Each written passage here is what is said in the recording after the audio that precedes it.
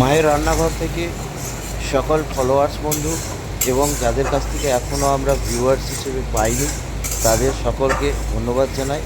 আমার আজকের recipe chilli পনির। আশা করব সবাইকে সুন্দরভাবে আপনারা পরিবেশন করতে পারবেন এবং প্রথম থেকে শেষ পর্যন্ত যেসব উপকরণগুলি দিয়ে আমরা যেভাবে নাড়িয়ে যে সময়ের মধ্যে এই চিলি পনির বানানোটা শেষ করছি, এটা যদি আপনারা সঠিকভাবে ফলো করেন, আশা করব আপনাদের টেস্ট আগের থেকে অনেক বেশি বেড়ে যাবে। নমস্কার, সবাই ভালো থাকুন।